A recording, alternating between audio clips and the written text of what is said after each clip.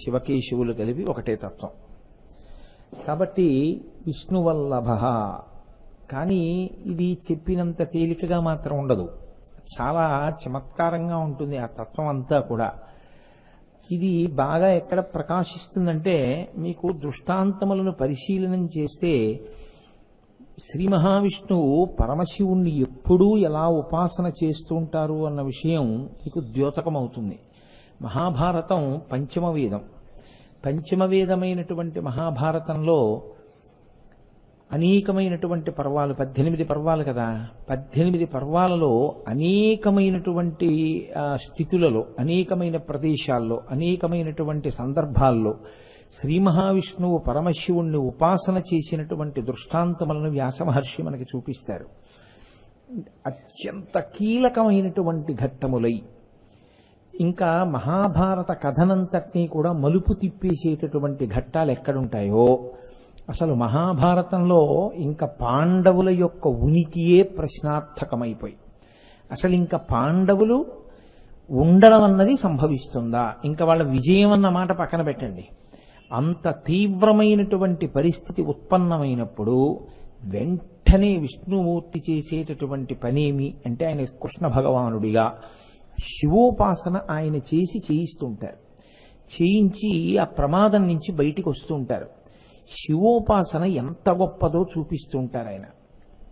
నేను మీకు ఒక ఉదాహరణ చూపించాలి అంటే, మహాభారతంలో ద్రోణ పర్వంలో చాలా భయంకరమైన ప్రమాదకరమైనటువంటి మలుపు ఒకటి తిరిగింది.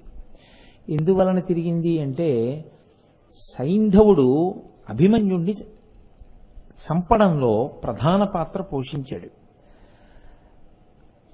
అర్జునుడు ఇతరమైనటువంటి శత్రువులతో పోరాటం చేయడానికి ఆయన వేరొక ప్రదేశానికి వెళ్ళాడు.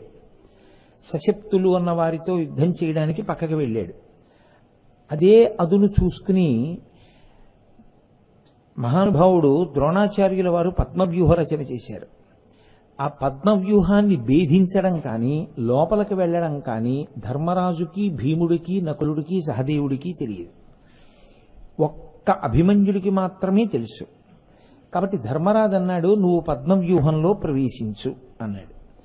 ఇప్పుడు దీన్ని అదునుగా తీసుకుని ఆ పద్మవ్యూహంలోకి అభిమన్యుణ్ణి వెళ్ళనిచ్చి, మిగిలిన పాండవులు నలుగురు, అర్జునుడు ఎలాగో దూరంగా ఉన్నాడు, మిగిలిన నలుగురు పాండవులు వెళ్లకుండా నిరోధించాడు సైంధవుడు. అందుకే సైంధవుళ్ళ అడ్డుపడ్డావురా అంటారు.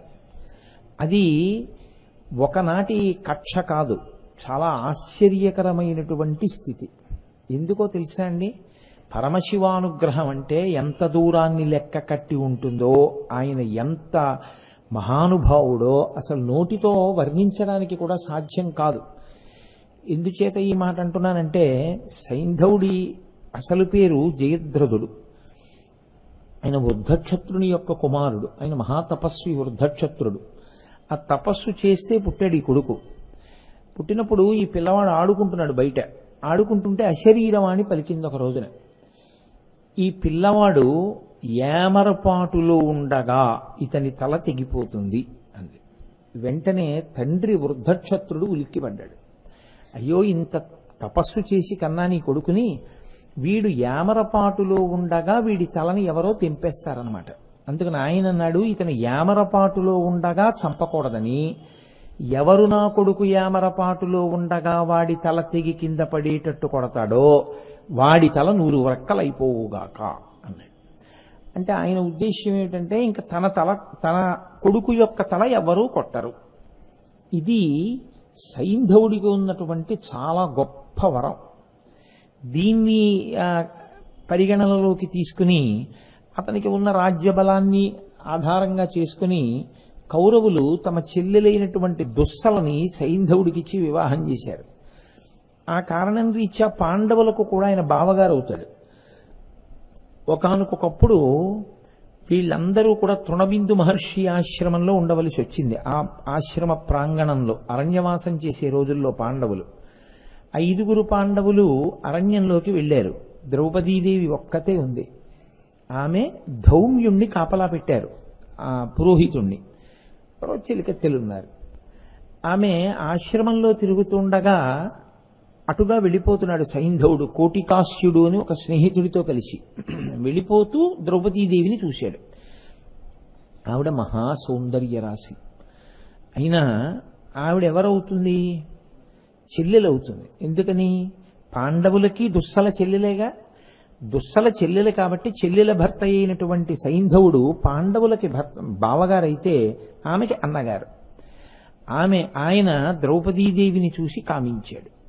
పాండవులు లేరని తెలుసుకుని కోటికాస్యునితో రాయబారం పంపి తాను ఆశ్రమంలోకి వచ్చాడు. ఆవిడ పాపం చాలా మర్యాదగా ప్రవర్తించింది. అతను వినకుండా ఆమె యందు మరులు కొన్నవాడై బలవంతంగా ఆవిడ్ని రథం ఎక్కించి తీసుకుపోతున్నాడు. పురోహితుడైనటువంటి ధౌమ్యుడు ఆ రథం వెనకాతల పరిగెడుతూ అభ్యర్థించాడు విడిచిపెట్టమని. వినకుండా రథం మీద తీసుకుపోతున్నాడు. తీసుకుపోతుండగా పాండవులు వచ్చారు.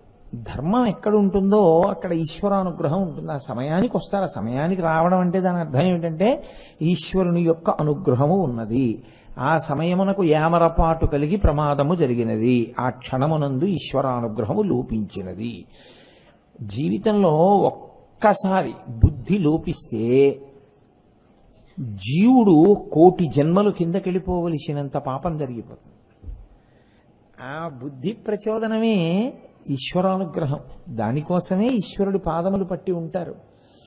కాబట్టి ఇప్పుడు ధౌమ్యుడు చెప్పినా వినలేదు. కానీ పాండవులు వచ్చారు. వాళ్ళు ఆ ఆశ్రమంలో ఉన్నటువంటి ద్రౌపదీదేవి పరిచారికలు చెప్పిన మాట విని వెంటనే గబగబా వెళ్ళారు. ఆ సైంధవుణ్ణి పట్టుకునే ప్రయత్నం చేశారు. ఆయన రథం దూకి పొదల్లో దాక్కున్నాడు. ధర్మరాజు గారు హెచ్చరిక చేశాడు, ఒరే బావగారు అవుతాడరా మనకి, చెల్లెలి పసుపు కుంకాలు మనం నిలబెట్టాలి, బావమరది బతకగోరుతాడు అని లోకంలో సామెత, కాబట్టి సైంధవుణ్ణి చంపకండి అన్నాడు. భీమసేనుడికి ఈ ధర్మపన్నాలు వింటే చాలా కోపం. అన్నావు, ఏదో చెప్పి మొత్తానికి అలా అడ్డుపడతా అన్నాడు. సరే వెళ్ళారు, మొత్తం మీద పట్టుకున్నారు, ఆయన్ని పొడి చేశారు, మోకాళ్లతో మోచిప్పలతో మోచేతులతో చాలా హింస పెట్టారు, రథచక్రానికి కట్టేశారు, ధర్మరాజు గారి దగ్గరికి తీసుకొచ్చారు, ఆయన నేల మీద పారేశారు. పాండవ దాసుణ్ణి అని అంగీకరించాడు. ద్రౌపది పకపక నవ్వంది, పాండవ దాసుడు అని అంగీకరించిన వాడిని చంపడం ఎందుకు, వదిలేయండి. ఆయన కడుపులో కక్ష పెట్టుకున్నాడు. ఒక్కొక్క సంఘటన మనిషిని మారుస్తుంది. ఒక్కొక్క సంఘటన మనిషిని మంచి పదం వైపుకి తిరిగేటట్టుగా చేస్తుంది. సైంధవుని యందు కూడా ఒక గొప్ప లక్షణం వచ్చింది. అతను గంగా తీరానికి వెళ్లి తపస్సు మొదలుపెట్టాడు పరమశివుడి కోసం. అక్కడ వరకు మంచి పని. కానీ ఆ తపస్సు చేసి శంకరుడు ప్రత్యక్షమైతే అతను కోరుకున్న కోరిక ఆశ్చర్యకరం. అతనన్నాడు, 5 పాండవుల్ని వాళ్ళ సేనావాహిని ఓడించగలిగినటువంటి సమర్థత నాకు కృప చేయమన్నాడు. పరమేశ్వరుడు అన్నాడు, నీ తరం కాదు.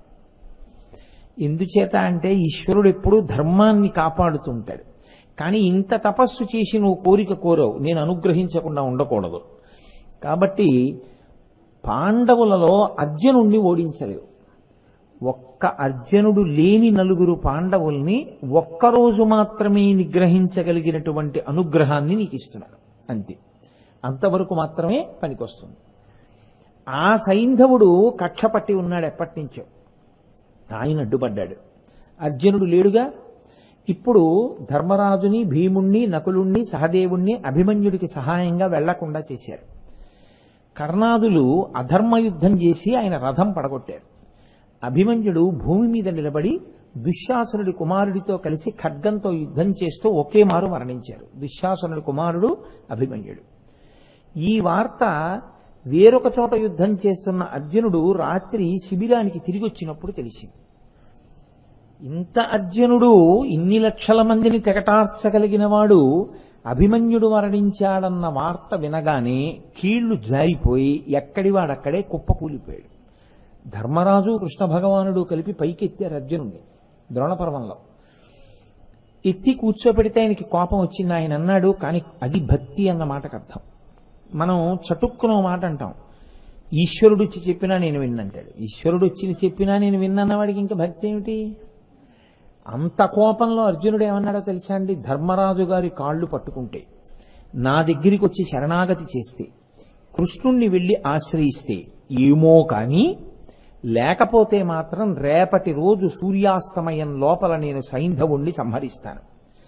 సైంధవుడి తల అలా నేను తెంచలేకపోతే నేను నా గాంధీవంతో కలిసి అగ్నిహోత్రంలో దూకేస్తానన్నాడు.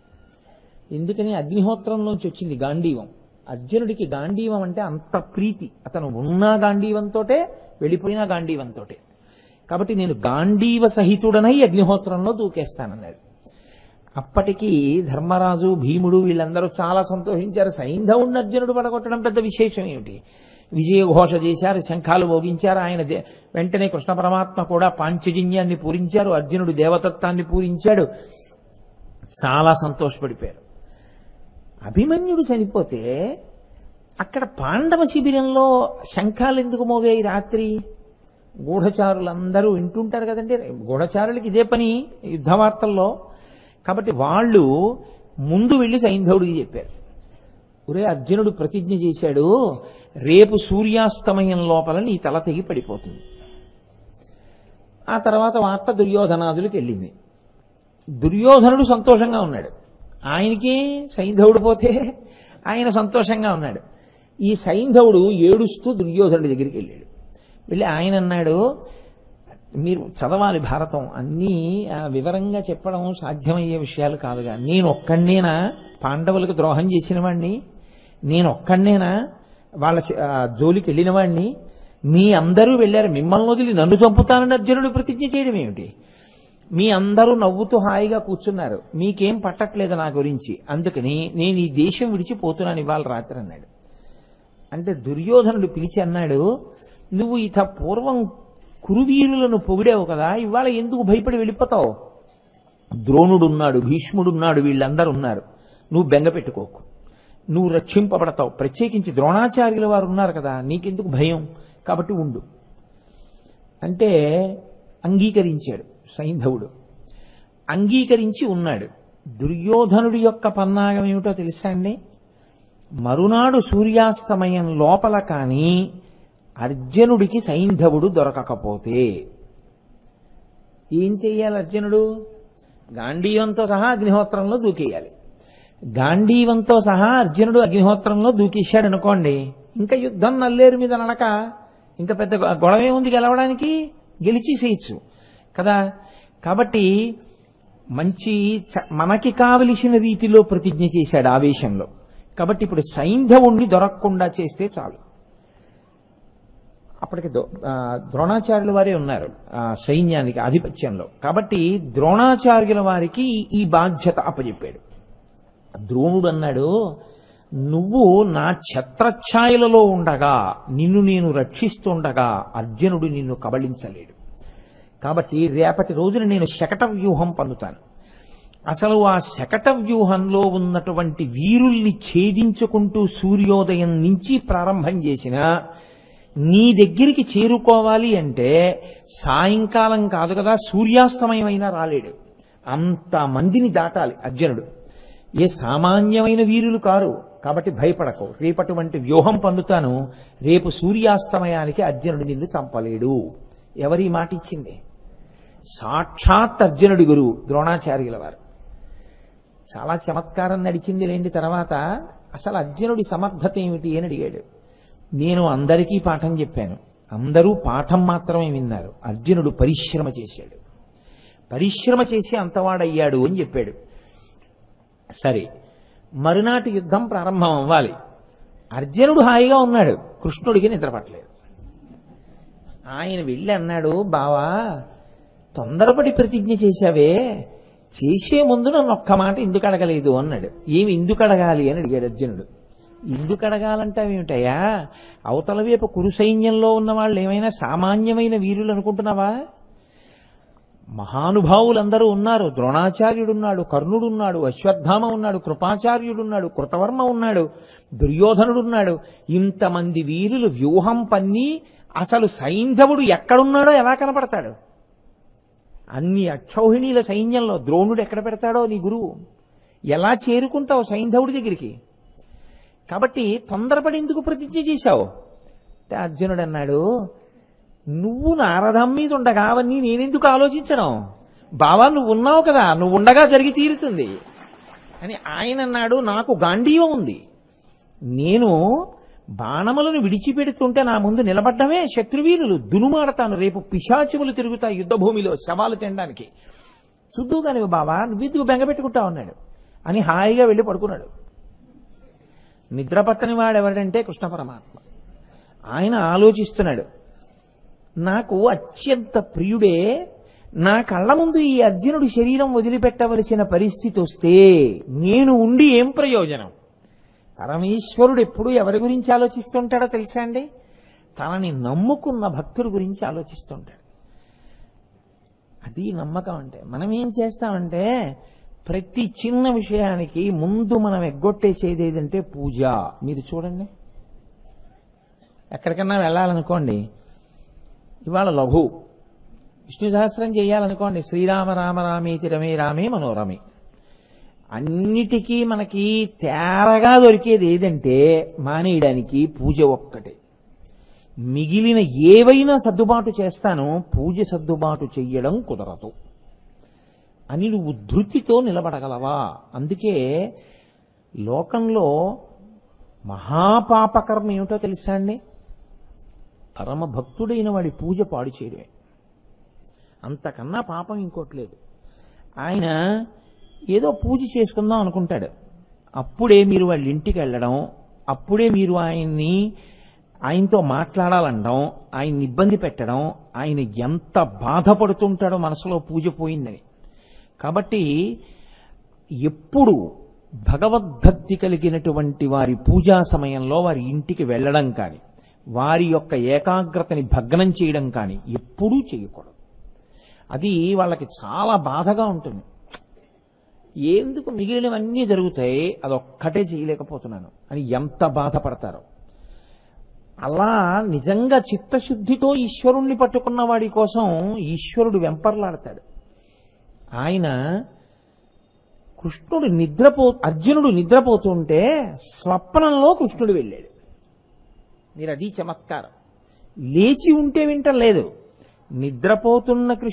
నిద్రపోతున్న అర్జునుడి యొక్క దర్భశయనం మీదకి కృష్ణ పరమాత్మ వెళ్ళారు, వెళ్ళి కూర్చున్నారు. అంత నిద్రలో కూడా స్వప్నంలోకి వెళ్ళినంత మాత్రం చేత అర్జునుడు, బావా ఏమిటి ఇంత రాత్రి వేళొచ్చో పడుకోకుండా, రా రా రా కూర్చో అన్నాడు. ఆయన అన్నాడు, లేదులే అర్జున, నువ్వు ఏమిటో చంపేస్తాను సైంధవుణ్ణి అంటున్నావు, కానీ మీ గురువు గారి ప్రజ్ఞ ఆలోచించట్లేదు ఎక్కడ దాస్తాడో సైంధవుణ్ణి రేపు. కాబట్టి నీ చెప్పినట్టు చెయ్యిలే, కూర్చుని ఆచమనం చేసి మహాదేవుడైనటువంటి పరమశివుణ్ణి మనసులో తలుచుకో. ఇప్పుడు ఈ ఆపద నుంచి గట్టెక్కించగలిగిన వాడు ఆయన ఒక్కడే. కాబట్టి వెంటనే ఆచమనం చేసి అంతర్ముఖుడివి కా అన్నాడు. అనగానే కృష్ణార్జునులు ఇద్దరూ కూడా ఆ దర్భశయనం మీద కూర్చుని ఆచమనం చేసి అంతర్ముఖులయ్యారు. స్వప్నంలో అర్జునుడు చెయ్యి పట్టుకుని కృష్ణుడు పర్వతములన్నింటినీ దాటిస్తూ కైలాస పర్వతం మీదకి తీసుకెళ్లాడు. మహానుభావుడైనటువంటి శంకరుడు పార్వతీదేవితో కలిసి కూర్చుని కొలువు తీరి ఉన్నాడు. కృష్ణుడు అర్జునుడు, ఇదంతా స్వప్నంలో జరిగిందండి. స్వప్నావస్థలో తీసుకెళ్లిపోయాడు, సమయం లేదని. వెళ్ళి కృష్ణార్జునులు సాగిలపడి నమస్కారం చేశారు శంకరుడికి. ఏమి మీరు నరనారాయణులు కదా, ఏమి కోరి మీరు ఇక్కడికి వచ్చారని అడిగాడు పరమాత్మ. అంటే కృష్ణుడు అన్నాడు, ఇతనికి మహానుభావ వెంటనే సమంత్రకంగా పాశుపతాస్త్రాన్ని సంధించడం, మళ్ళీ ఉపసంహారం చేయడం ఇతనికి కృప చెయ్యి అర్జునుడికి. సరే, నేను మొన్నటి రోజున ఒక రోజున మీకు చెప్పాను, పక్కనే నీలలోహిత శంకరుడు ఉన్నాడు, అక్కడే పద్మవనంలో ఉంది, తెచ్చుకోమన్నాడు. పద్మవనం దగ్గరికి వెడితే అది పెద్ద పావుల్లా కనపడ్డాయి. మళ్ళీ ఇద్దరూ ఆ ఒడ్డున కూర్చుని మళ్ళీ పరమేశ్వరుణ్ణి ఉపాసన చేశారు. చేస్తే ధనస్సు కనపడింది. ఆ ధనస్సు బాణాలు పట్టుకొస్తే నీలలోహిత శంకరుడు పక్కనే బ్రహ్మచారి రూపంలో ఉన్నాడు. ఆయన తీసుకుని ఆ బాణాన్ని ఇలా ఓసారి సంధించినట్టుగా ఆ వింటి నారికి తొడిగి ఇచ్చేశాడు.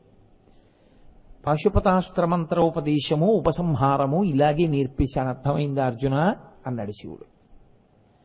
అంత గమ్మత్తుగా ఇచ్చేశాడండి. ఆయన తలుచుకుంటే ఏమివ్వలేడు. విశ్వామిత్రుడికి ధనుర్వేదాన్ని సాంగోపాంగోపనిషదస్య రహస్య ప్రదీయతాం ఇచ్చేశాడంతే ధనుర్వేదాన్ని. ఆయన ఏమివ్వలేడు శంకరుడంటే. ఇచ్చేశాను అర్జునుడికి, కృష్ణ సంతోషమేనా అన్నాడు. సంతోషమే స్వామి. రాత్రికి రాత్రి మళ్ళీ వచ్చేసారు ఇద్దరు.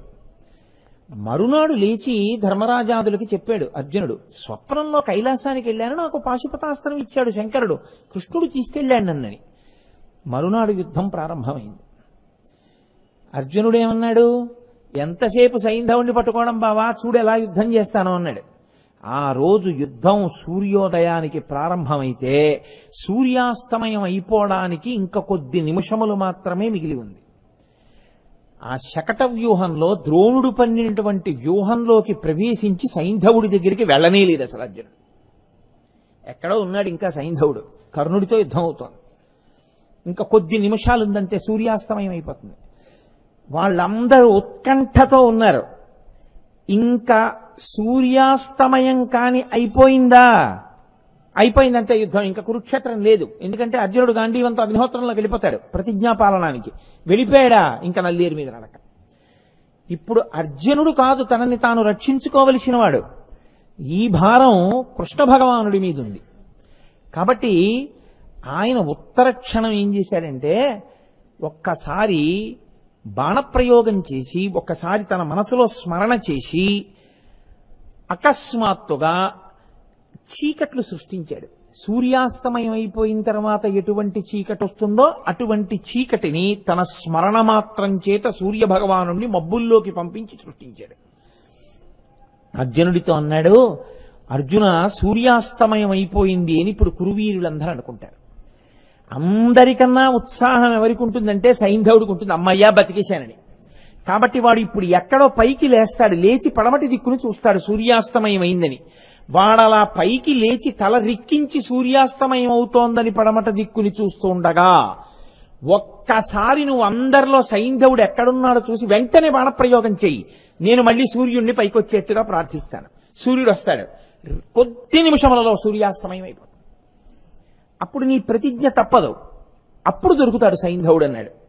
అని మహానుభావుడు కృష్ణ పరమాత్మ ఒక్క సంకల్పం చేశాడు. ఆయన చెయ్యడం ఏమిటి, చీకట్లు కమ్ముకున్నాయి. సూర్యాస్తమయం అయిపోయిందని చెప్పి ఓ శంఖాలు ఊదేశారు, భేరీలు మోగించేశారు. అయిపోయింది, అర్జునుడు ప్రాయోపవేశం చేసేయాలి, అగ్నిహోత్రంలో దూకెయ్యాలన్నారు, సంతోషపడిపోయారు. ఇంత ఉత్సాహం ఒక్కసారి కురువీరులు చూపించేసరికి సైంధవుడు సంతోషంతో రథం పైకెక్కి రథం మించి పశ్చిమ దిక్కుని రిక్కించి చూస్తున్నాడు. అదిగో సైంధవుడు తల నరికేయన్నాడు. ఒక బాణప్రయోగం చేశాడు, వెంటనే అది పక్షి తల నరికినట్టుగా సైంధవుడి తల నరికి ఆకాశంలోకి తీసుకుపోయింది. వెంటనే కృష్ణ పరమాత్మ సంకల్పం చేశారు, కొద్ది నిమిషంలో మళ్ళీ సూర్యుడు ప్రకాశించాడు. ఇంకా అవలేదు సూర్యాస్తమయం, మబ్బులేసేసి చీకటి కమ్మింది. అయ్యయ్యో ఇంకా సూర్యాస్తమయం అవ్వలేదు, సైంధవుడు చచ్చిపోయాడు. ఇన్ని శంఖాలు ఊదిన వాళ్ళు, ఇన్ని భేరీలు భోగించిన వాళ్ళు డీలా పడిపోయారు. ఏడి అర్జునుడు అంటే ఏడి అర్జునుడు, ఏడి సైంధవుడు అంటే ఏడి సైంధవుడు. వెంటనే కృష్ణుడు అన్నాడు, ఇప్పటి వరకు జరిగిన యుద్ధం ఒకెత్తు అర్జున, ఇప్పుడు ఒకెత్తు. వీళ్ళందరూ కక్షతో ఒక్కసారి నీ మీదకు వస్తారు. వీళ్ళందరినీ నిగ్రహిస్తూ ఆకాశంలో కింద పడిపోతున్నటువంటి సైంధవుడి తల కింద పడకుండా దాన్ని అలాగే బంతి ఆట ఆడుతూ వీళ్ళతో యుద్ధం చేయన్నాడు. ఒక పక్క బాణప్రయోగం చేస్తూ దాన్ని ఆకాశంలో పైకి కిందకి ముందుకి వెనక్కి బాణాలతో కొట్టి ఆడుతూ, ఒక పక్క గాంధీవానికి ఏకకాలమనందు అనేక బాణములు సంధించి కురువీరులతో యుద్ధం చేస్తున్నాడు. బావా సైంధవుడి తల ఎందుకు కింద పడకూడదని అడిగాడు. అందుకే నిన్న రాత్రి నిన్ను కైలాసానికి తీసుకెళ్లాను. నిన్ను రక్షించుకోవడానికి ఇప్పుడు ఉపాయం ఇంతకన్నా లేదు. ఇది పరమశివుడు ఇచ్చి ఉండి ఉండకపోతే నువ్వు ఉండవు. సూర్యాస్తమయమైన ఆపగలనేమో కానీ ఈ ఉపకారం శివుడే చెయ్యాలి నీకు. ఇప్పుడు నీకు రాత్రి పరమశివుడిచ్చినటువంటి పాశుపతాస్త్రాన్ని స్మరించు, అదొక్కటే చేయగలదా ఉపకారం. ఇప్పుడు ఎక్కడో శమంతక వనంలో కూర్చునున్నాడు ఆ సైంధవుని యొక్క తండ్రి వృద్ధక్షత్రుడు, జపం చేసుకుంటున్నాడు. ఆ పాశుపతాస్త్రానికి ఒక్కదానికే మార్గం కూడా తెలుసు. దాన్ని అభిమంత్రించి విడిచిపెడితే సైంధవుడి తలకాయ పట్టుకుని అది వెళ్ళి ఆయన ఒళ్ళో పడేటట్టు చేస్తుంది. ఎందుకంటే నువ్వు కొట్టిన బాణానికి కింద పడితే నీ తలకాయ నువ్వు అక్కలైపోతుంది. వాళ్ళ తండ్రికి వరం ఇచ్చాడు సైంధవుడికి, వాళ్ళ తండ్రి ఒళ్ళోనే పడేటట్టుగా పాశుపతాన్ని ప్రయోగించన్నాడు. అంటే అర్జునుడు వెంటనే పాశుపతాస్త్రాన్ని స్మరించి విడిచిపెట్టాడు. అది సైంధవుడి తలని ఉత్తర క్షణంలో పర్వతాలన్నింటినీ దాటించి తీసుకెళ్లి వృద్ధక్షత్రుడి యొక్క ఒళ్ళో పడేటట్టుగా చేసింది. ఆశ్చర్యం ఏమిటో తెలుసా అండి, ద్రోణ పర్వంలో అప్పటి వరకు కూడా సైంధవుడి శరీరం ప్రాణంతోనే ఉండి అలాగే ఉంది పశ్చిమ దిక్కుకు తిరిగి. ఎందుకంటే ఆ తల కింద ఎవరు కింద పడేస్తారో వాళ్ళ తల 100 వక్కలు అయ్యేంత వరకు ఆ శరీరం అలా ఉంటుంది. ఆ పాశుపతాస్త్రం తీసుకెళ్లి అతని తండ్రి ఒళ్ళోనే పడేట్టు చేసింది. అతను కళ్ళు మూసుకుని జపం చేసుకుంటున్నాడు. ఒళ్ళోకి వచ్చేదో పడింది. కళ్ళు విప్పి చూశాడు, సరిగా చూడలేదు. బాణాలతో కొట్టి కొట్టి ఉంది తలకాయ. ఏదో తలకాయని ఇలా అన్నాడు. అనగానే ఒళ్ళో ఉన్న తలకాయ కింద పడిపోయింది. ఎవరు కింద పడేశారో తలకాయని అతని తలకథ 100 వక్కలవుతాయన్నాడు. వెంటనే ఆ సైంధవుడి తండ్రి తల 100 వక్కలైపోయింది. అప్పుడు రథంలోంచి సైంధవుడి శరీరం కింద పడిపోయింది. పడిపోయిన తర్వాత కృష్ణుడు అన్నాడు, అమ్మయ్యా నువ్వు బతికావు బావా, రా సూర్యాస్తమయమైంది ఇంటికి వెడదాం అన్నాడు.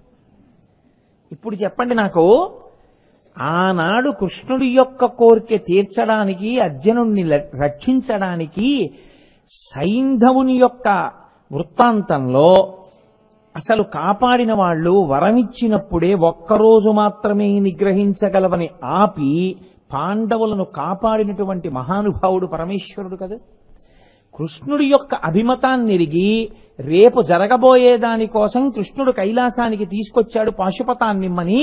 నేను ఇవ్వకపోతే సైంధవుడి తల తండ్రి ఒళ్ళో పడదు.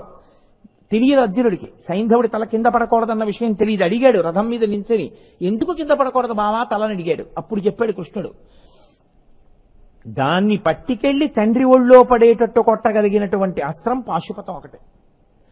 కాబట్టి బావా, నిజంగా పరమేశ్వరుడి యొక్క అనుగ్రహమే లేకపోతే నేను ఇవాళ ఇలా బతికుండేవాణ్ణి కాను.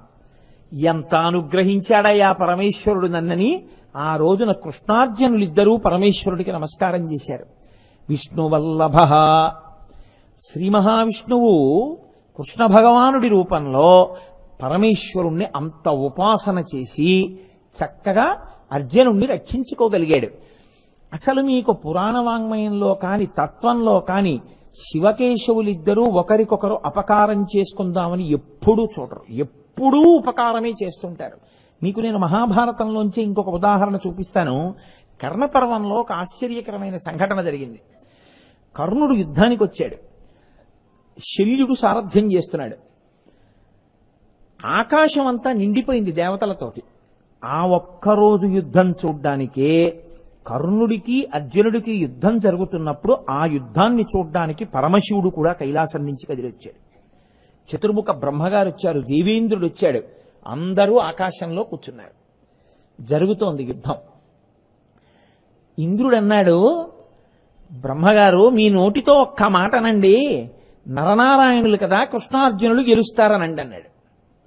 అంటే బ్రహ్మగారు అన్నారు, నరనారాయణులు కృష్ణార్జునులుగా ఉండి యుద్ధం చేస్తున్నారుగా, తొందరపడి మనం అనడం ఎందుకు, గెలుస్తారని చూద్దాం, గెలుస్తారేమో అన్నాడు. అంటే శంకరుడు అన్నాడు, గెలుస్తారు, గెలిచి తీరుతారు, ఇది నిశ్చయాత్మకము, నేను ఆశీర్వచనం చేస్తున్నాను, అర్జునుడు పడగొడతాడు కర్ణుడిని అన్నారు. పడిపోయాడు కర్ణుడు. అయితే కర్ణుడు ఉన్నంతసేపు మాటలు అనుకుంటున్నారా యుద్ధం గెలవడం? కర్ణుడి అస్త్రప్రయోగం అంటే ఎలా ఉంటుందో తెలుసా అండి? మహాభారతంలో దుర్యోధనుడు చనిపోయిన తర్వాత, యుద్ధం అయిపోయిన తర్వాత రథం మీద ఉన్నారు కృష్ణుడు అర్జునుడు.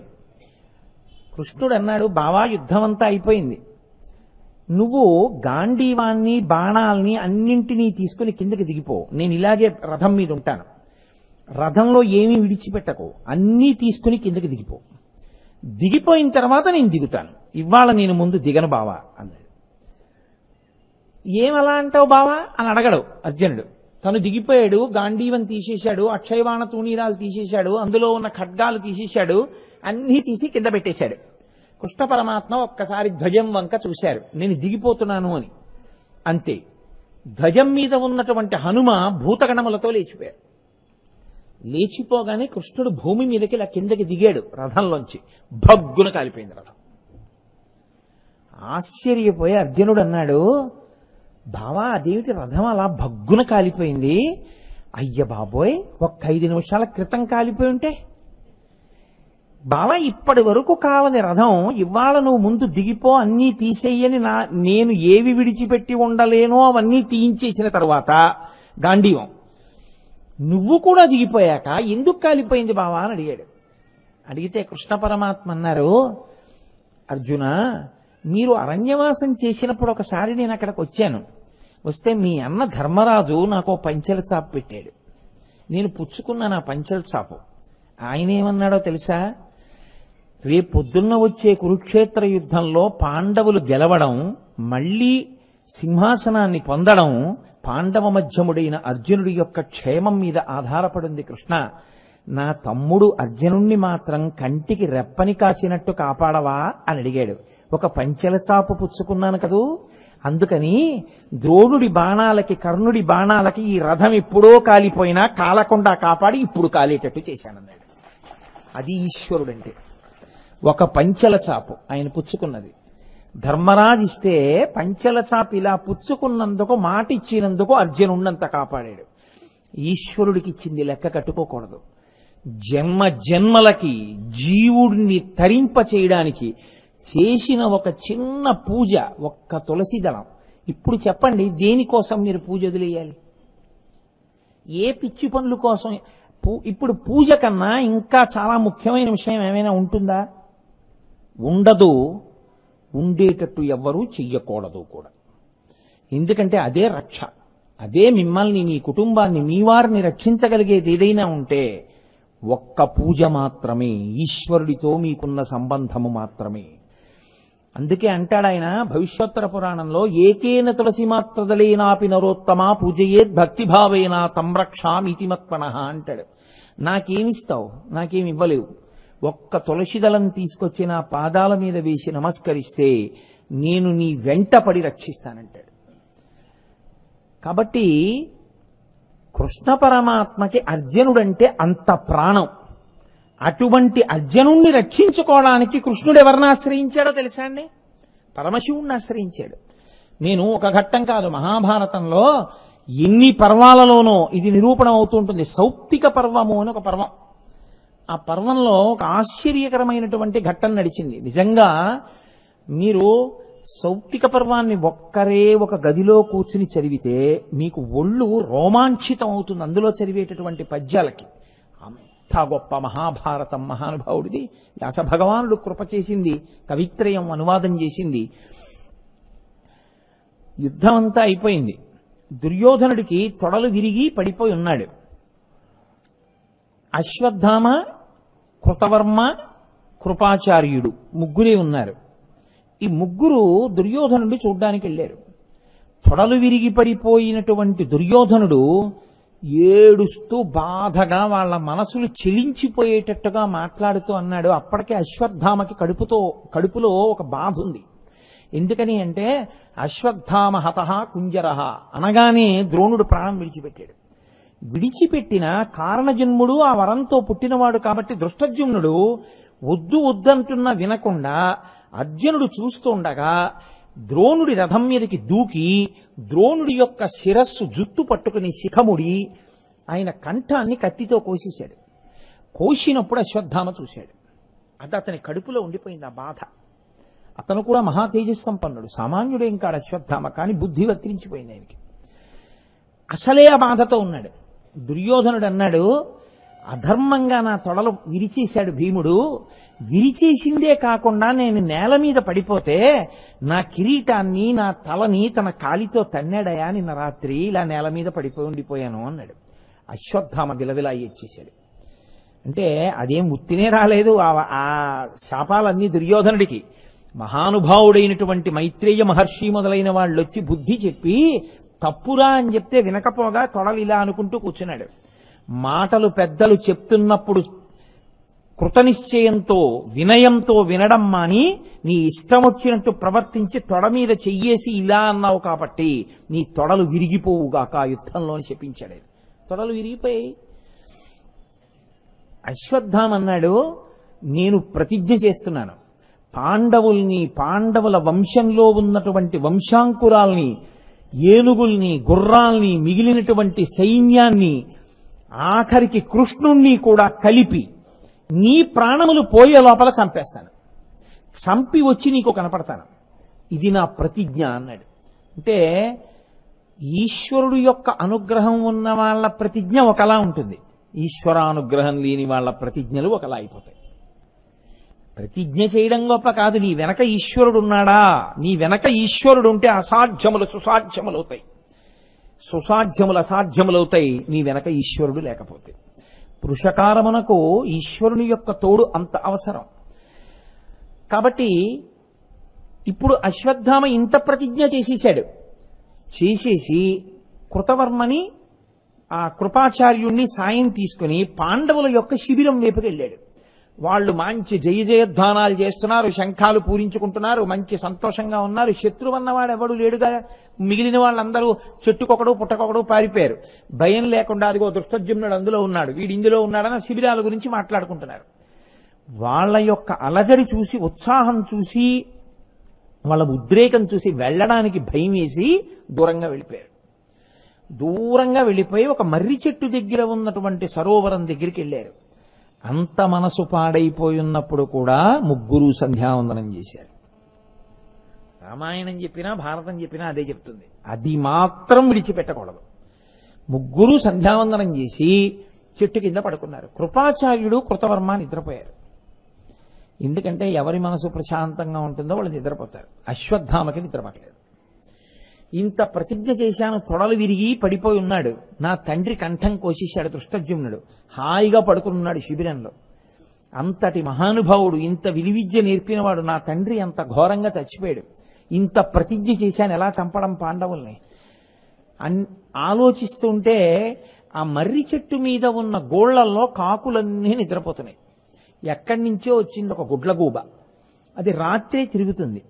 అది వచ్చి నిశ్శబ్దంగా చెట్టు మీద ఉన్న కాకుల గోళ్ల దగ్గరికి వెళ్ళి ఒక్కొక్క కాకి యొక్క కుత్తుక కత్తిరించేసింది. కాకులన్నీ చచ్చిపోయాయి. కొన్ని కాకులు తినేసింది, కొన్ని కాకుల పొట్టలు చీల్చేసింది. అంతా నెత్తుటి మడుగైపోయింది, పైనుంచి నెత్తుటి బిందువులు పడుతున్నాయి.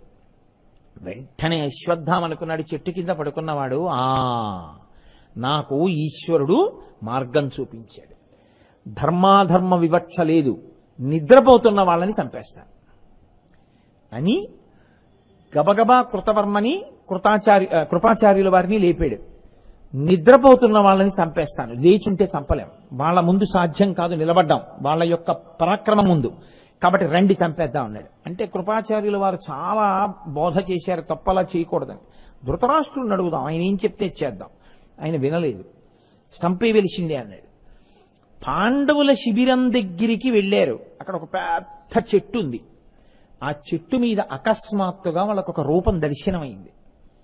అదే భూతనాథుడు అంటారు. అయ్యప్ప స్వామి వారికి పరమేశ్వరుడు ఇచ్చిన అనుగ్రహం అదే. అందుకే అయ్యప్ప స్వామి గుళ్ళోకి రోజు వెళ్లి నమస్కారం చేసే వాళ్ళని భూతములు ఆవహించవు. కాబట్టి ఇప్పుడు ఆ భూతనాథుడు దర్శనమయ్యాడు. ఆయన నోరు పెద్ద రంధ్రం, అసలు ఎన్నడూ ఎప్పుడూ చూడనటువంటి స్వరూపం. శంఖం, చక్రం, గదా, ధనస్సు, బాణములు పట్టుకుని ఉన్నాడు. ఆయన నవ్వుతుంటే ఆ వికటాటాసంలోంచి నోట్లోంచి కొన్ని 100 మంది విష్ణువులు పుట్టి పైకొస్తున్నారు. అటువంటి భూతనాథుని యొక్క స్వరూప దర్శనమైంది. కృతవర్మ కృపాచార్యుడు భయపడ్డారు, అశ్వత్థామ భయపడలేదు. నేను లోపల కక్ష, మహాదేవుడి యొక్క అనుగ్రహంతో ఈ భూతాన్ని అణుస్తానన్నాడు అని లోపల వెంటనే మహేశ్వరుణ్ణి స్థాపన చేసి ప్రార్థన చేసి అంతర్ముఖుడై కూర్చున్నాడు భూమి మీద. పరమేశ్వరానుగ్రహం కలిగింది. పెద్ద చప్పుడైంది. ఏమిటని కళ్ళు తెరిచి చూశాడు. ఇంకొకడైతే అసలు తట్టుకోలేడు. కొన్ని వేల మంది భూతగణాలు, ప్రమథగణాలు కనపడ్డాయి ఆయనకి. ఇన్నిటినీ చూసి కూడా మనసు నిగ్రహించుకుని మళ్లీ ధ్యానం చేశాడు. ఒక బంగారు అరుగు, అగ్ని వేది కనపడ్డాయి. ఇప్పుడు లేచి అన్నాడు, పాండవులను చంపాలి నేను, ఇది సామాన్య కార్యం కాదు.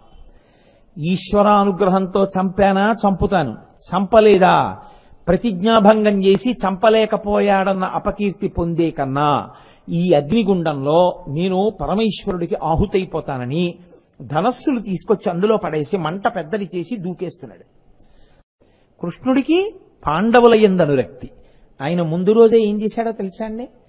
వాళ్ళు దుర్యోధనుడు పడిపోయిన తర్వాత కృష్ణుడు పాండవుల్ని తీసుకుని వస్తున్నాడు శిబిరాల దగ్గరికి. అకస్మాత్తుగా ఆయనకి బుద్ధి పరమేశ్వరానుగ్రహం ప్రచోదనమైందా అని అన్నాడు, ఇవాళ మనం మన శిబిరాల్లో పడుకోవద్దు, ఓఘోవతీ నది ఒడ్డున మనం అక్కడ శిబిరంలో పడుకుందాం పదండని పాండవుల్ని తీసుకుని వెళ్ళి ఆ నది ఒడ్డున ఉన్న శిబిరంలో పడుకున్నాడు. అది తెలియదు అశ్వత్థామకి. అందుకని మహాదేవుడు అన్నాడు భూతనాథ రూపంలో, నేను కృష్ణుడికి సమ్మానం చేస్తున్నాను, నువ్వు వస్తావని తెలుసు, అందుకే ఇప్పటికే దాచేశాను వాళ్ళని. నీ మోహం, మిగిలిన వాళ్ళు ఒక కారణానికి చనిపోవాలి, ఎప్పుడైనా భారతం విన్నప్పుడు విందురు గాని. కాబట్టి అందుకని ఇదిగో దివ్య ఖడ్గం ఇస్తున్నాను, వాళ్ళని చంపు. అతని ఆవేశం తీరింది, ఆ భూతనాథానుగ్రహం ఆ ఆవేశం విడిచిపెట్టింది. అంతే, భయపడిపోయాడు. భయపడిపోయి పాండవులకి తెలిస్తే ఏమవుతుందోనని అక్కడి నుంచి పారిపోయాడు. సరే, ఆ తర్వాత కథ చాలా నడిచింది అనుకోండి.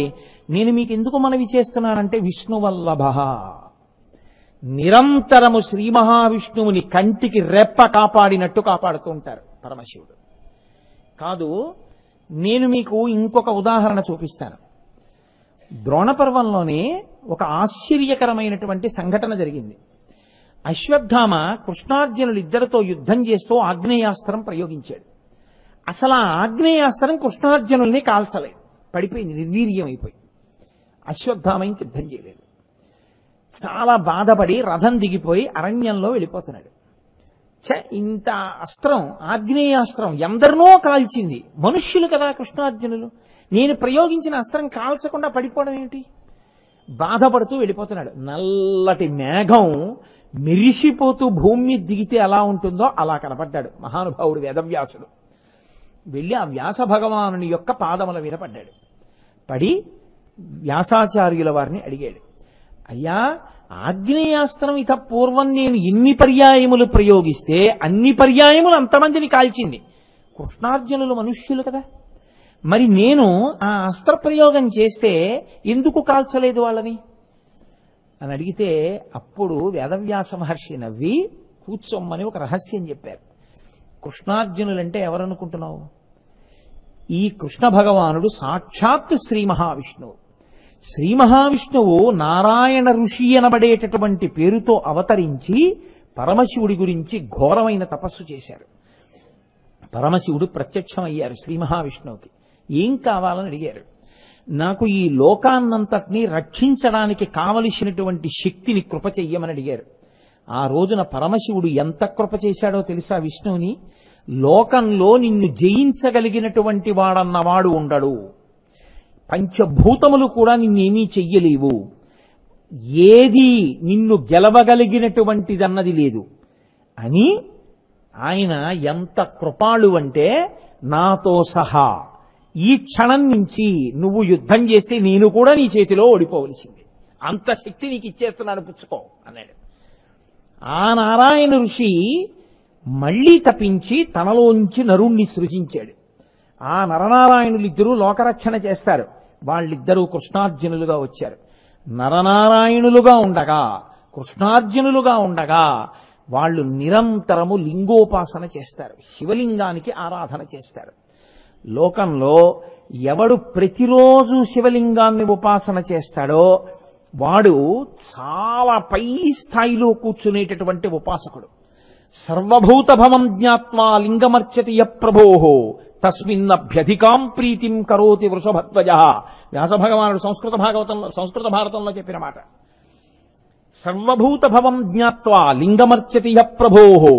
అన్ని భూతములు, సమస్త బ్రహ్మాండములు ఎందులోంచి గా పుడుతున్నాయో, లయమైపోతున్నాయో అటువంటి శివలింగమును, సాకారము కాని దాన్ని, అరూపరూపి అయినటువంటి లింగమును అత్యంత భక్తితో ఎవడు ప్రతిరోజు ఉపాసన చేస్తున్నాడో ఆ ఉపాసకుని యొక్క బలము ఆ జన్మతో పోవడం కూడా కాదు, జన్మాంతరముల యందు కూడా ఉపాసనా బలం ఉండిపోతుంది. లింగార్చన అంటే అంత గొప్పది. కృష్ణార్జునులిద్దరూ అటువంటి లింగోపాసకులు. నీవు కూడా శివోపాసకుడవే, కానీ నీవు ప్రతిరోజు మృత్తికతో శివుడి యొక్క విగ్రహాన్ని చేస్తావు, కరచరణాదులతో ఉన్న శివుణ్ణి తయారు చేసి పూజ చేస్తావు. కృష్ణార్జునులో లింగమర్చతి యప్రభోహో, వాళ్ళిద్దరూ శివలింగాన్ని ఆరాధన చేస్తారు. శివలింగాన్ని ఆరాధన చేసిన కారణం చేత కృష్ణార్జునుల యొక్క ఉపాసనా బలం నీ ఉపాసనా బలం కాదు, ఏ ఉపాసన బలం కన్నా పెద్దది. అది ఇంకా దాన్ని మించిన ఉపాసన లేదు. అంత శక్తివంత నేను కాదు చెప్పింది, సాక్షాత్తు వేదవ్యాసుడు. లింగమర్చతి యప్రభోహో తస్మిన్నభ్యధికాం ప్రీతిం కరోతి వృషభధ్వజ. అందుకే వృషభధ్వజుడైనటువంటి పరమశివునికి ప్రత్యేకమైన ప్రీతి కృష్ణార్జునుల యందు. చాలా ప్రేమ, నిరంతరము కాపాడుతుంటాడు. అలా ఆయన కాపాడుతుండగా నువ్వు కాదు కదా, నీ తండ్రి ద్రోణుడు కూడా వాళ్ళని నిర్జించలేడు. కారణం వాళ్ళకి శివానుగ్రహం ఉంది, ఎప్పుడూ శివుడి చేత రక్షింపబడతారు. శివుడంటే ఎవరో తెలుసా? నువ్వు ఆవగింజ కావాలంటే నీకు పర్వతాన్ని తీసుకొచ్చిస్తాడు, అంతటి మహానుభావుడు. కన్న తండ్రి లోకములకు. అటువంటి వాడి అనుగ్రహం ఉన్నటువంటి కృష్ణార్జునుల్ని నువ్వెక్కడ చెనకుతావయా? అందుకే నీ ఆగ్నేయాస్త్రం వాళ్ళ మీద పనిచేయలేదు, నీకన్నా వాళ్ళ ఉపాసన అటువంటిది. ఇప్పుడు చెప్పండి, విష్ణువల్లభ నిరూపించిందా లేదా మహాభారతం? కాదు. నేను మీకు ఇంకొంచెం దాన్ని ముందుకు తీసుకెళ్లి చూపిస్తాను. అర్జునుడు కూడా వెడుతుండగా వేదవ్యాసుడిని చూశాడు. చూసి వెంటనే వచ్చి వేదవ్యాసుడి కాళ్ల మీద పడి, ఎప్పటి నుంచో నా మనసుని ఒక ప్రశ్న తొలిచేస్తోంది. నేను ప్రతిరోజు యుద్ధానికి ఎడుతున్నాను, నేను చంపుతాను అనుకుంటాను. కానీ ప్రతిరోజు సిగలో చంద్రవంక పెట్టుకుని సర్పములను ఆభరణములుగా వేసుకుని శూలాన్ని పట్టుకుని ఒకే ఒక వ్యక్తి చచ్చిపోయే వాళ్ళందరి గుండెల మీద తన త్రిశూలంతోనే పొడిచి చంపుతున్నాడు. ఆయన పొడిచి చంపేగానే నా బాణం పడుతోంది. ఆయన చంపుతున్నది నేనా అని నేను రోజు చూస్తున్నాను. ఎన్ని లక్షల మంది పడిపోతున్నారో అన్ని లక్షల మందిని చంపుతున్నవాడు ఆయన ఒక్కడే నాకు కనపడుతున్నాడు. రోజు త్రిశూలం పట్టుకుని ఎడుతున్నాడు, పొడుస్తున్నాడు. స్పష్టంగా నాకు తెలియట్లేదు ఆయన ఎవరు. చచ్చిపోయిన వాళ్ళని చంపుతున్నాను తప్ప అసలు ముందు చంపేస్తున్నవాడు ఆయన ఎవరు? అలా యుద్ధ భూమిలో వచ్చి చంపుతున్నవాడు ఎందుకు ఆయన నన్ను అలా అనుగ్రహిస్తున్నాడని అడిగారు. అడిగితే వేదవ్యాసుడు నవ్వి అన్నాడు, ఇంద్రకీలాద్రి మీదకెళ్ళి తపస్సు చేసి పరమశివ సాక్షాత్కారం చేసుకున్నావుగా, మహాపాశుపతాస్త్రాన్ని ఇమ్మని అడిగావుగా, ఆ రోజు నీ ఒళ్ళు దివ్య తేజస్సు నింపడానికి ఆ శరీరాన్ని నీతో కలిపి యుద్ధం చేయడానికి మల్ల యుద్ధాన్ని సాధనంగా ఎంచుకుని నీ ఒంటితో తన ఒళ్ళు కలిపి గుద్దినట్టు, నువ్వు నీతో ఆయన గుద్దించుకున్నట్టు నీ ఒంటిని ఆయన ఒంటితో బాగా అదిమి పట్టాడుగా. పట్టడం వల్ల నీ ఒంట్లోకి దివ్య తేజస్సు ప్రవేశించిందిగా. నువ్వు మహాపాశుపతాస్త్రం ఒక్కటే అడిగావు, ఎందుకని అడిగాడు ఆయన. రేపు కురుక్షేత్ర యుద్ధంలో దాన్ని సాధనం చేసుకోకపోతే నేను ఇన్ని లక్షల మందిని ఎలా చంపనని అడిగావు. ఆయన చిరునవ్వు నవ్వి పాశుపతాస్త్రం ఇచ్చాడు. ఆనాడే జగత్తులను కన్న తండ్రి కనుక ఒక నిర్ణయాన్ని తీసుకున్నాడు. నీ తరపున శంకరుడు యుద్ధం చేస్తున్నాడు కురుక్షేత్రంలో, ఆయన శక్తికి ఎదురేది, అందుకే నీ ముందెవరూ నిలబడరు, అందరినీ ఆయన చంపుతున్నాడు. ఆ త్రిశూలధారి, ఆ శూలపాణి, ఆ నాగాభరణధారుడు ధారి ఎవరో కాదు, సాక్షాత్తు శంకరుడే. ఆయనే యుద్ధభూమిలోకి వచ్చి యుద్ధం చేస్తున్నాడు. నువ్వు ఒక వరం అడిగితే ఆయన ఎంతగా లొంగిపోయినవాడో చూసావా? ఇదయ్యా నీయందు నిన్ను కాపాడాలని నిరంతరం ప్రయత్నం చేసేటటువంటి కృష్ణుని యందు పరమశివుడికి ఉన్నటువంటి అనుగ్రహం అటువంటిది. కాబట్టి నరనారాయణుల యందు ఆయనకి ఎంత ఆప్యాయతో ఎంత అనుగ్రహమో నిరూపించడానికి మహాభారతంలో ఉన్నటువంటి ఈ సంఘటన చాలదా? ఇది నా కల్పితం కాదు, ఇంకొకళ్ళు కల్పించింది కాదు, సాక్షాత్ వేదవ్యాసుడు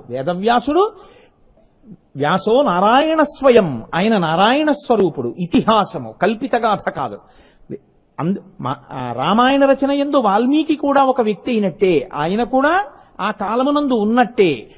మహాభారత రచనా సమయమునకు వ్యాస భగవానుడు కూడా అందులో 10 మాటలు కనపడినవాడు. ఇతిహాసం, ఇది ఇలాగే జరిగినది, పరమసత్యం భారతం రామాయణం. అందుకే మన జాతికి 2 కళ్ళవి. అటువంటి భారతంలో నిరూపించి చూపించాడు వ్యాస భగవానుడు. నిరంతరము శ్రీ మహావిష్ణువు పరమశివుని చేత రక్షింపబడుతుంటారు. శ్రీ మహావిష్ణువు నిరంతరము పరమశివుణ్ణి ఉపాసన చేస్తూనే ఉంటారు. అంత నిరూపించినటువంటి ఘట్టాలు మహాభారతంలో ప్రత్యక్షంగా ఉన్నాయి. అందుకే ఆయనే గౌరీదేవికి ఉపదేశం చేసినటువంటి శివాష్టోత్తరంలో విష్ణువల్లభ, నిరంతరము నన్ను కాపాడేటటువంటి నా ప్రియమిత్రుడు, నా చెలికాడు, నేను ఎవరిని ఉపాసిస్తానో అటువంటి మహానుభావుడని చెప్పుకున్నాడు.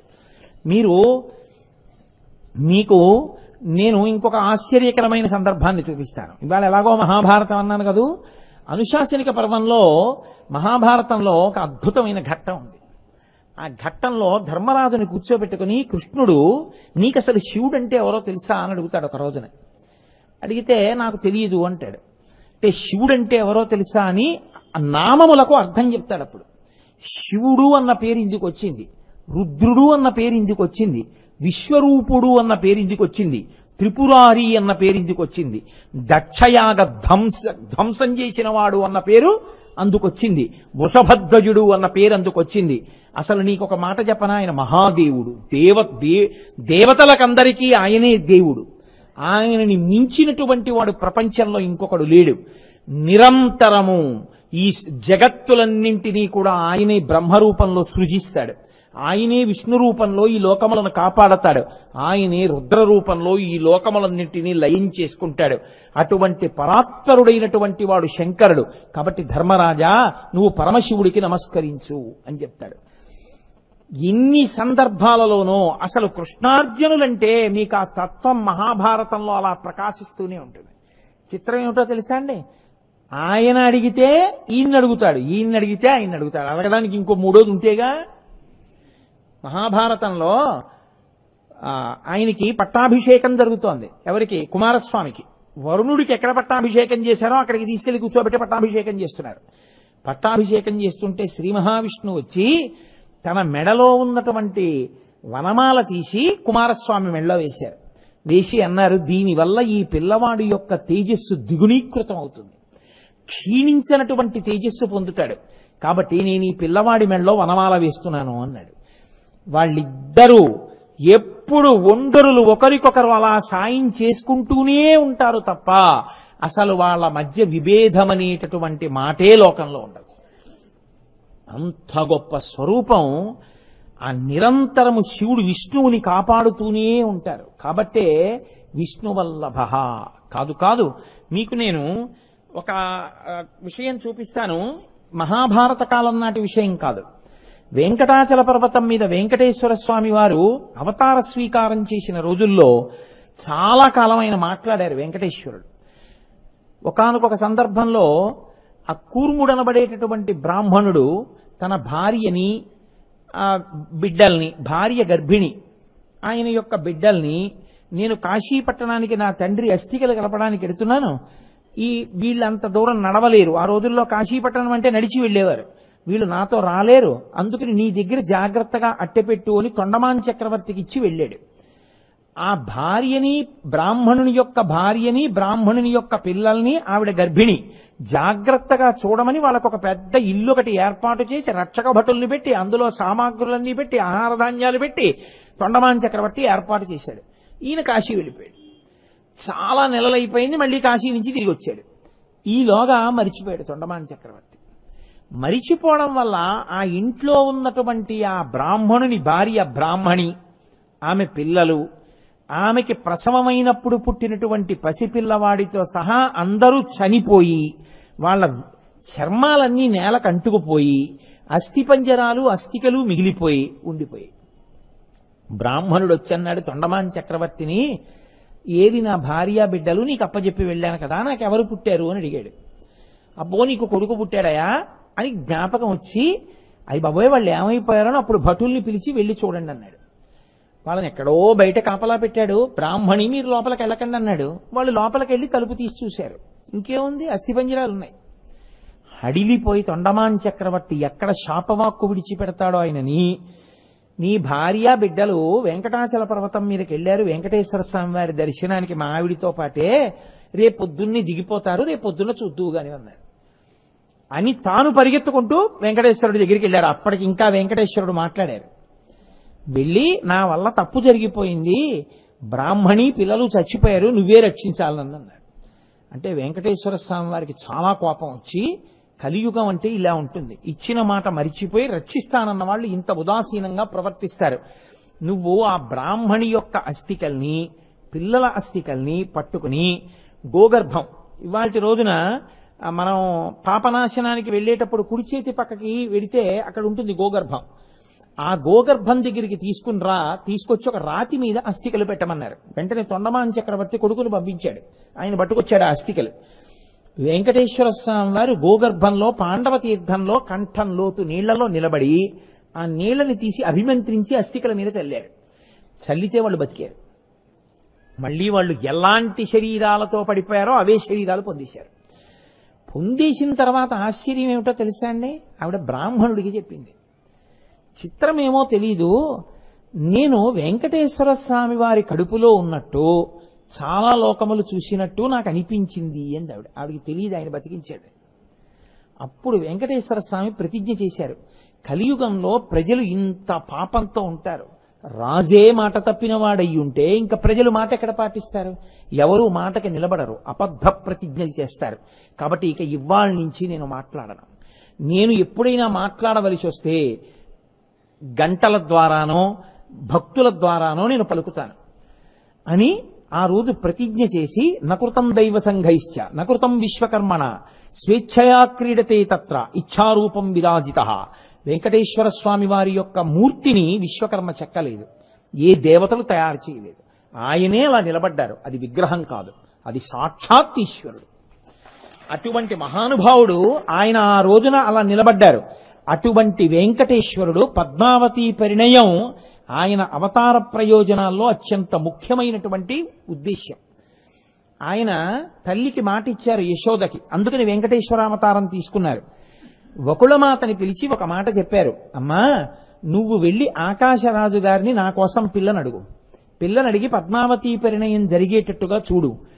పద్మావతి పరిణయం జరగడం కోసమని నువ్వు వెళ్లేటప్పుడు తప్పకుండా కపిలతీర్థంలో ఉన్నటువంటి కపిలేశ్వరుడైనటువంటి పరమశివుడికి నమస్కారం చేసి వెళ్ళు, శివానుగ్రహం కలిగితే తోరణం వస్తుందమ్మా అన్నారు. నృసింహ గుహ అని ఇప్పుడు మూసేశారు దాన్ని. పాతాళం మీరు కపిలతీర్థంలో స్నానం చేస్తుంటే కనపడుతుంది కుడిపక్క కొండ లోపలికి, ఇనపబూసలు పెట్టి మూసేశారు. ఆ గుహలోంచే పాతాళ మార్గంలో బయటికి వచ్చింది ఆ రోజున వకుళమాత. వచ్చి ఆవిడ కపిలతీర్థంలో కపిలేశ్వరుణ్ణి సేవించి వెళ్ళింది. ఇప్పటికీ కూడా వెంకటేశ్వర స్వామి వారికి చెప్పేటటువంటి నామాలలో శివప్రియాయ నమః అని ఉంటుంది. ఆయన ఎప్పుడు పరమేశ్వరుడు యొక్క ఆరాధకుడే. అక్కడ ఆకాశరాజు గారు పద్మావతీదేవి బెంగ పెట్టుకుని ఉంటే ఆయన చేసిన పని ఏమిటో తెలుసా? అగస్త్య మహర్షి వచ్చారు, నా పిల్ల బెంగ పెట్టుకుంది, ఏమిటో చెప్పదు, ఎవరికో మనసిచ్చానంటోంది, ఏమిటి ప్రారంధం అంట అంటే ఆయన అన్నాడు, సమస్త శుభములు జరగడానికి, అందరి మనసులు చల్లపడడానికి ఏం చేస్తావో తెలుసా? సహస్రఘటాభిషేకం శివలింగానికి చెయ్యి. సహస్రఘటాభిషేకం చేసి శివలింగం చల్లబడితే నీ మనసు కాదు లోకమంతా చల్లబడుతుంది. ఎంత బాధతో ఉన్నావో అంత పెద్ద కళ్యాణం చేస్తావు. సహస్రఘటాభిషేకం చేశాడు. చెయ్యడం ఏమిటి? వకుళమాత వచ్చింది, వెంకటేశ్వర స్వామి వారు సోది చెప్పేవాడు రూపంలో వచ్చారు. పద్మావతి శ్రీనివాసుల యొక్క కళ్యాణం అంగరంగ వైభవంగా జరిగిపోలా. ఇప్పటికీ పద్మావతి శ్రీనివాసుల యొక్క పరిణయానికి కారకుడు మహానుభావుడు పరమేశ్వరుడే. ఆనాటి నుంచి ఈనాటి వరకు ఎప్పుడైనా ఎక్కడైనా ఆయన విష్ణువల్లభ. అందుకే వాళ్ళిద్దరి మధ్యకి వెళ్ళడం, వాళ్ళిద్దరికీ భేదం చెప్పడం, వాళ్ళిద్దరి మధ్యలోకి వెళ్లి వీళ్లకన్నా వాళ్ళు గొప్ప, వాళ్లకన్నా వీళ్లు గొప్పని తీర్పులు చెప్పే ప్రయత్నం చేయడం ఎన్నడూ చెయ్యకూడదు. శివుణ్ణి నిందించి శివుణ్ణి ఆరాధించినటువంటి వాణ్ణి విష్ణువు ఆదరిస్తాడని మీరు ఎలా అనుకుంటున్నారు? తెల్లవారి లేస్తే మనకి పురుషార్థ సమన్వయమైనటువంటి మహాభారతం, రామాయణాది కావ్యములు, శివకేశవులు ఎంత కలిసి ఉంటారో మనకి చూపిస్తున్నాయి. రావణ సంహారం చేసిన తర్వాత రామేశ్వరంలో శివలింగ ప్రతిష్ఠ మహానుభావుడైనటువంటి రామచంద్రమూర్తి చెయ్యలా? విష్ణువల్లభ, నిరంతరము శ్రీ మహావిష్ణువుని ఆయన కాపాడుతూనే ఉంటారు. కాదు, అసలు తాత్పర్యమెరిగినటువంటి ఋషి సదృశులైనటువంటి వారు, ఋషులైనటువంటి వారు ఎన్నడూ ఉపమానం చూపించవలసి వస్తే శివకేశవులకు అభేదం లేని ఉపమానాలే చూపించారు. నేను మీకు ఒక్క సందర్భం చూపిస్తాను. బాలకాండలో విశ్వామిత్ర మహర్షి వచ్చారు రామలక్ష్మణుల్ని తీసుకెళ్ళడానికి. సరే ముందు పంపనన్నాడు. ఊనషోడశ వర్షో మే రామో రాజీవలోచన నయుద్ధ యోగ్యతామస్య పశ్యామి సహ రాక్షసై. పిల్లాడయా ఇతనే యుద్ధం చేస్తాడన్నాడు. ఆఖరికి రామలక్ష్మణుల్ని ఇచ్చి పంపించాడు దశరథ మహారాజు గారు. ఈ పిల్లలిద్దరినీ పట్టుకుని వెడుతున్నటువంటి విశ్వామిత్రుణ్ణి వర్ణన చెయ్యవలసి వస్తే ఉపమానం ఏమని వేశారో తెలుసా అండి వాల్మీకి మహర్షి? పరమశివుడి వెనకాతల వెడుతున్నటువంటి విశాఖుడు సుబ్రహ్మణ్యుడితో వెడుతున్నప్పుడు ఎలా ఉంటుందో, లేదా ఆ విశాఖుడు నైగమేశుడు వాళ్ళిద్దరు పిల్లలిద్దరినీ వెంట పట్టుకుని వెడుతున్నటువంటి పరమేశ్వరుడు జటలు ఇలా వేలాడుతూ చేతిలో తపస్వి అయి కమండలం దండం పట్టుకుని మహానుభావుడు పరమశివుడు గంగా తీరంలో నడుస్తుంటే వెనక ఆయన బిడ్డలిద్దరూ నడుస్తుంటే ఎంత అద్భుతంగా ఉంటుందో రామలక్ష్మణులు ఇద్దరూ విశ్వామిత్రుడి వెనకాతలు వెడుతుంటే చూడ్డానికి అలా ఉంది అని రాశారు. ఏమి భేదం పాటించారు వాల్మీకి మహర్షి? శ్రీరామాయణ రచన చేస్తూ గంగావతరణం చెప్పలేదా? షణ్ముఖోత్పత్తి చెప్పలేదా? వాటికి ఫలశ్రుతి చెప్పలేదా? శివకేశవులంటే ఎప్పుడూ ఆయన ఈయన్ని రక్షిస్తూనే ఉంటాడు కాబట్టే విష్ణువల్లభ. కాదు కాదు మీకు ఒక మాట చెప్తాను. భాగవత రచన చేస్తూ పోతన గారు ఆంధ్రీకరిస్తూ పూతనా సంహార ఘట్టంలో ఓ మాట అంటారు. విషధరరిపు గమనినికి ని విషగళ సకునికి విమల విషసయనునికి విషభవ జనకునికి ని విషకుచతను విషము కొనుట విషమే తలపన్. పూతన యొక్క స్తన్యంలో విషం పెట్టుకుని వస్తే 2 గుక్కల్లో తాగేశారు కృష్ణ పరమాత్మ. తాగేసి ఆ 2 గుక్కల పాలతో పాటుగా పూతన శరీరంలో ఉండేటటువంటి జవసత్వాల్ని కూడా తాగేశారు. ఆ పూతన శరీరం కింద పడిపోయింది. పడిపోతే పెద్ద పర్వతం అంతా పడిపోయింది. పడిపోయినటువంటి శరీరం మీద చిన్ని కృష్ణుడు, పసిపిల్లాళ్ళ ఉన్న కృష్ణుడు ఆడుకుంటున్నాడు. ఆ 2 స్తనములు 2 పర్వతాల్లా ఉన్నాయి. వాటి మధ్యలో ఆడుకుంటున్నాడు ఆయన. యశోదాదులు పరుగు పరుగున వెళ్లి వెతుక్కున్నారు పిల్లాన్ని. వెతుక్కుని ఆ పిల్లాన్ని చూసి అమ్మో ఎంత భయపడిపోయాడో అనుకున్నారు. ఎత్తుకున్నారు, ఇలా గుండెల మీద పెట్టేసుకున్నారు, బెంగ పెట్టేసుకుని నేలం కూలిన మేటి పెన్నురముపై నిర్భీతి క్రీడించు నోబాలారమ్మని మూపు చేర్చుకొని సంస్పర్శించి ఆ రాక్షసున్ గోలాంగూలము తిప్పి గోరజములను చల్లించి గోమూత్రమున్ చల్లి తద్బాలాంగంబుల గోమయంబలదిరా 12 నామంబులన్నంటారు పోతన గారు. ఆవు దగ్గరికి తీసుకెళ్లి ఆవు తోక పిల్లాడి చుట్టూ తిప్పి కేశవుడు కేశవులను రక్షించుగాక, గోవిందుడు హృదయమును రక్షించుగాక, హృషీకేశుడు మోకాలను రక్షించుగాక అంటూ 12 నామాలతో అవయవాలకు రక్ష పెట్టారు. ఎవరికి? ఆయన నామాలతో ఆయనకే. తెలియక యశోదాదులు ఇలా ప్రవర్తిస్తుంటే పోతన గారు అన్నారు, వీళ్ళకంటే తెలియదు, ఆయనకి ఆ విషం తాగడం పెద్ద లెక్కేమిటో అన్నారు. అని ఆయన ఎంత చమత్కారమైన పద్యం వేశారో తెలుసా అండి? విషధరరిపు గమనునికి విషగళ సకునికి విమల విషసయనునికి విషభవ జనకునికి విషకుచను విషము కొనుట విషమే తలపన్. విషధరరిపు గమనునికి విషము ధరించినటువంటి దానికి శత్రువైన వాడి మీదెక్కి తిరిగేవాడు. పాములకు శత్రువైన గరుత్మంతుడి మీదెక్కి తిరిగేవాడు. విషధరరిపు గమనునికి విషగళ సకునికి హాలాహలాన్ని తీసుకొచ్చి కంఠంలో పెట్టుకున్నటువంటి పరమశివునికి మిత్రుడైన వాడు అనేశారు పోతన గారు. విషగళసకు నినికి విమల విషసయ్యనునికి నీటి ఎందు పడుకునుండేవాడు. విషభవ జనకునికి విషములంటే నీళ్లని అర్థం ఉంది. నీటిలోంచి పుట్టింది తామర పువ్వు, తామర పువ్వులోంచి పుట్టినవాడు బ్రహ్మగారు. విషభవ జనకునికి అటువంటి వాడికి తండ్రి అయిన శ్రీమన్నారాయణుడు. విషకుచను విషము కొనుట విషమే తలపన్. ఒక స్త్రీ స్తన్యంలో కుచంలోంచి వచ్చినటువంటి కొద్దిపాటి విషం తాగడం పెద్ద లెక్క, తాగేశాళ్ళు అన్నారు. పోతన గారు అంత అందంగా చూపించారు వాళ్ళిద్దరి యొక్క అన్యోన్యతని. కాదు కాదు నాకు ఆ విషయం జ్ఞాపకానికి వస్తుంది. నాకు ప్రాణ సమానం ఆ పద్యం అంటే, అంత ఇష్టం నాకు. చిన్ని కృష్ణుడికి అమ్మ కొప్పేసింది. ఆ కొప్పుకి ముత్యాల సరాలు చుట్టింది. ముత్యాల సరాలు చుట్టి ఏదో ఓ చక్కటి పట్టు పీతాంబరం కట్టింది. కట్టి మెళ్ళో ఓ గొలుసేసింది, దానికి ఓ నీల పతాక, దాని కాంతి కంఠం మీద కొడుతోంది. ఆ కృష్ణుడు వదిలేసింది ఆడుకోమని. ఆయన మట్టిలో ఆడుకుంటున్నాడు. ఆడుకుంటుంటే పోతన గారు ఘంటం పెట్టి రచన చేస్తున్నారు. ఆయన రచన చేయడం అంటే నిద్రపోకుండా ఏదో కాఫీ టీ తాగి రచన చేసిన భాగవతం కాదు అది. అది పలికిడిది భాగవతమట పలికించు విభుండు రామభద్రుండట నే పలికిన భవహరమగునట పలికిత వేరొంటు గాథ పలుకగనేలా. మహానుభావుడు పరమేశ్వరానుగ్రహంగా ఆయన ఘంటం కదిలి వెళ్ళిపోయిందంతే. కాయలు కాచిపోగినవిలే అరచేతుల వ్రతఘంటపున్ రాపిడి చేతనో కరకు నాగలి మేడిని పట్టి సైద్యమున్ చెయ్యుట చేతనో ఓ కృషీవలా నీ వ్యవసాయ దీక్ష కాహాయని ఇంతలేసి కనులార్పక చూసిరిలే దివౌకసుల్ అంటారు మహానుభావుడు కరుణశ్రీ గారు. ఏమయ్యా నాగలి పట్టుకుని దున్నడం వల్ల నీ అది చేతులు కాయలు కాసిపోయాయా, ఘంటం పట్టుకుని భాగవతాన్ని ఆంధ్రీకరించడం వల్ల చేతులు కాయలు కాసిపోయాయా? అలా ఆంధ్రీకరించారు. పోతన గారి భక్తి అంటే సామాన్యమైన భక్తి కాదు. ఆయన ఆదివరాహావతార ఘట్టాన్ని ఆంధ్రీకరిస్తున్నారు. రాజుగారు పోతన గారిని పట్టి తీసుకురమ్మన్నారు. భాగవతాన్ని ఆయనకి అంకితం ఇవ్వట్లేదని సైన్యం అంతా వెళ్ళింది. ఆయన ఉన్నటువంటి కుటీరం ముందు ఒక పెద్ద అడవి పందోటి పడుకుంది. అది నోరు విప్పి కోరలు చూపిస్తే భయపడిపోయి సైన్యం అంతా వెనక్కిపోయింది. సాక్షాత్తు రాజుగారే వచ్చాడు. ఆ పందిని చూసి హడిలిపోయాడు రాజుగారు కూడా. ఎవరూ పర్ణశాలలోకి వెళ్ళలేకపోయారు. ఓహో, పోతన గారిని ఈశ్వరుడు రక్షిస్తున్నాడాయా, నేను అంకితం అడగను, పోతన గారికి నమస్కారం చెయ్యాలనుకున్నాడు. పంది వెళ్ళిపోయింది. ఈయన పర్ణశాలలోకి వెళ్ళాడు. మహానుభావ, పోతన గారు మీ దర్శనానికి వచ్చామన్నాడు.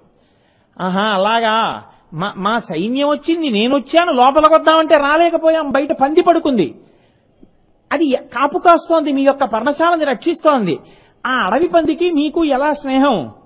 ఆయన అన్నారు, అడవి పంది నా పర్ణశాలని ఇంతసేపు కాపలా కాసిందంటే అది సామాన్యమైన అడవి పంది కాదు, లోపల నేను ఆదివరాహమూర్తి యొక్క ఆవిర్భావ ఘట్టాన్ని ఆంధ్రీకరిస్తున్నాను. ఆ యజ్ఞవరాహమే పర్ణశాల బయట పడుకుని నన్ను కాపాడింది. మహానుభావ, నా కోసం ఇంత శ్రమపడ్డావా అని నమస్కరించారు పోతన గారు. అటువంటి పోతన గారు భాగవత ఆంధ్రీకరణ యందు అమ్మ చిన్న కొప్పు వేసి వాటికి ముత్యాలు చుట్టి ఓ పట్టు పీతాంబరం కట్టి కాళ్ళకి చిన్న చిన్న మువ్వలు పెట్టి ఓ చిన్న ఉత్తరీయం లాంటితోటి నడువుకి కట్టి ఆ చిన్ని కృష్ణుడికి మెళ్ళో ఓ నీలపతాక వేసి దాని కాంతి కంఠానికి కొడుతుంటే దృష్టి తగలకుండా బుగ్గనో చుక్క పెట్టి ఆ పిల్లాన్ని విడిచిపెట్టింది. ఆయన పిల్లవాడు కదండి, పిల్లవాడిలా ప్రవర్తించాడు కదూ, మరి అక్కడికి వెళ్ళి ఆయన మట్టితో ఆడుకుంటున్నాడు.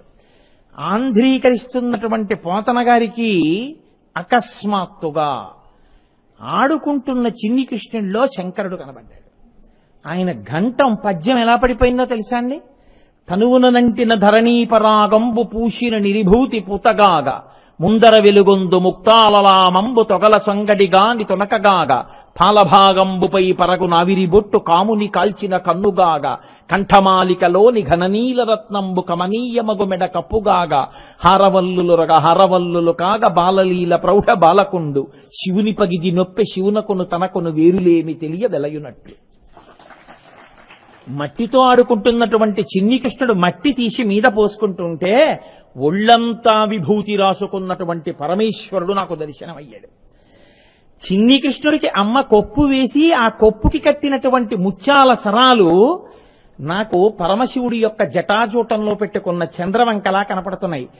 కళాభ్యాం చూడాలంకృత శిశికళాభ్యాం నిజతపఫలాభ్యాం భక్తేషు ప్రకటిత ఫలాభ్యాం భవతు మే శివాభ్యాం అస్తోక త్రిభువన శివాభ్యాం హృది పునర్భమాభ్యాం ఆనందస్ఫురదనుభవాభ్యాం నతిరియం అని కదా శంకరాచార్యుల వారు అంటారు.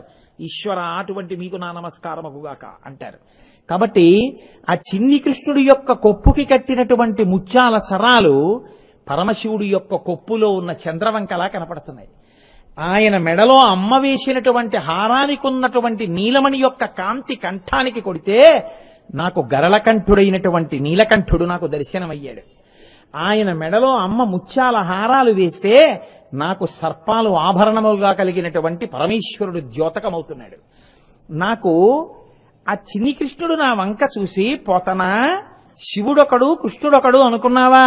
శివుడు కృష్ణుడు రెండు కాదు, శివుని పగిది నొప్పే శివునకును తనకును వేరులేమి తెలియవెలయునట్లు పోతనా శివకేశవులని ఇద్దరు లేరు, ఉన్నదొక్కటే పదార్థము. ఆ పదార్థమే ఇలా కనపడుతోంది.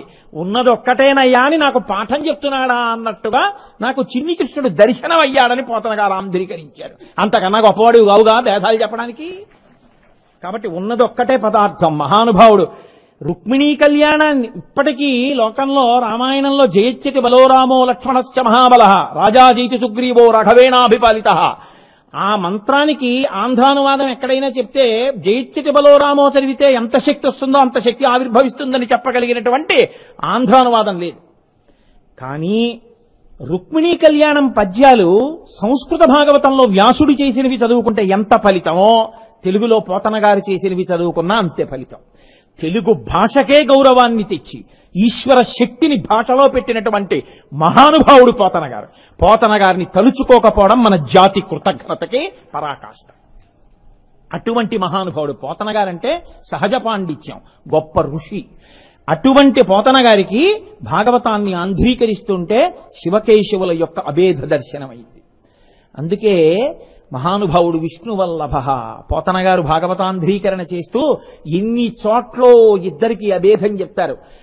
ఆ తృణావర్త సంహార ఘట్టంలో కూడా ఒక్కసారి గట్టిగా మెడ పట్టుకున్నాడు చిన్ని కృష్ణుడు, ఆ తృణావర్తుడిది. ఆ తృణావర్తుడు పైనుంచి కింద పడిపోతున్నాడు. పడిపోతుంటే పోతన గారు ఆంధ్రీకరించిన పద్యం ఏమిటో తెలుసా అండి? హరికరతల పీడనమున్న పర్వశుడై రాలమీద భగ్నాంగకుడై సురవైరి భటుడు కూలెను పురభంజను గోలకూలు పురమంబోలెం. గట్టిగా చిన్ని కృష్ణుడు కంఠాన్ని పట్టుకున్నప్పుడు పడిపోయినటువంటి తృణావర్తుడు పరమేశ్వరుడు నిలబడి బాణప్రయోగం చేసినప్పుడు పడిపోయినటువంటి త్రిపురములు ఎలా ఉంటాయో అలా ఉన్నాడు. కాబట్టి నిరంతరము శివుడు విష్ణువుని రక్షిస్తూ ఉంటారు.